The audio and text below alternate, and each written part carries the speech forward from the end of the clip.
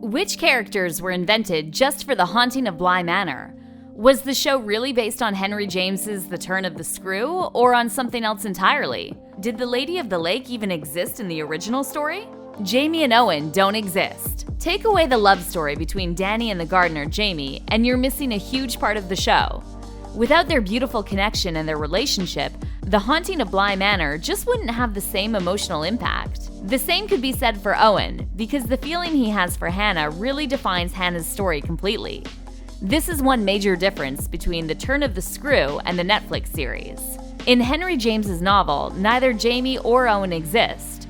It's one of the biggest liberties writers took with the source material, but adding a chef and a gardener opens up the tale in such an important way. Without them, it would just be another ghost story. It wasn't based on one book at all. The Haunting of Bly Manor is a really complex story that has more twists and turns than the corridors of the manor itself.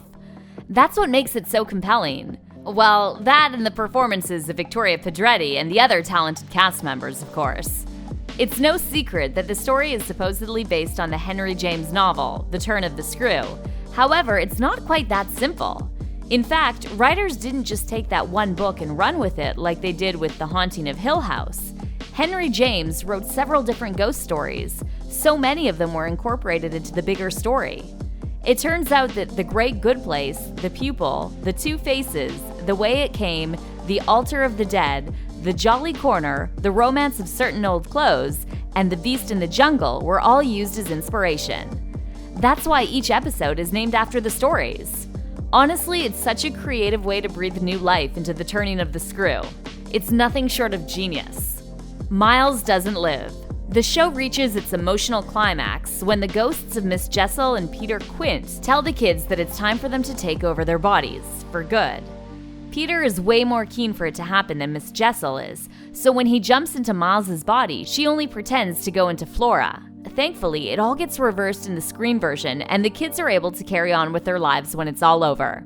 So, what happens in the book? It's certainly not as rosy. Miss Gross takes Hannah to her uncle's house one night, and Miles stays at the manor with Danny.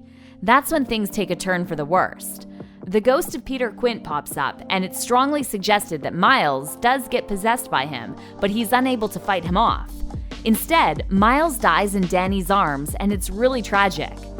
In The Turn of the Screw, there's no happy ending for the boy, and the au pair isn't able to protect him.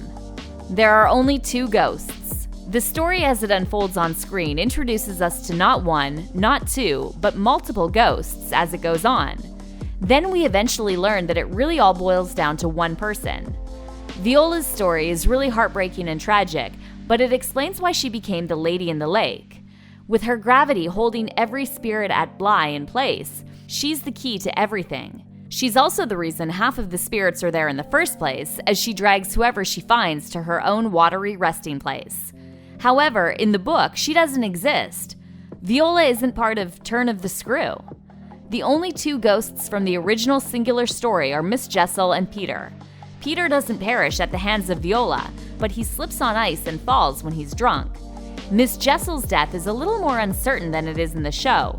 The book says she would have either been killed by Peter's ghost or taken her own life. It's a mystery. Hannah doesn't die. Miss Gross, the housekeeper, is a wonderful part of the story. She's funny, she's warm, she's secretly in love with Owen.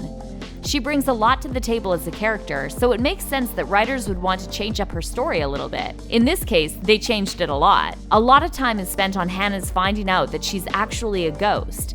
It's so painful for her to realize, but also a great twist that really got us in the feels. You might have guessed, but yep, this doesn't happen in The Turn of the Screw. Mrs. Gross lives and is never pushed into the well by Miles at all. It's so well written and such an important part of the story now that we wouldn't change a single thing. The writers really knocked it out of the park on this one, even if we would have loved to have seen Owen and Hannah go off to Paris and live happily ever after. Are you happy with the changes that writers made, or would you have done something differently? Let us know in the comments.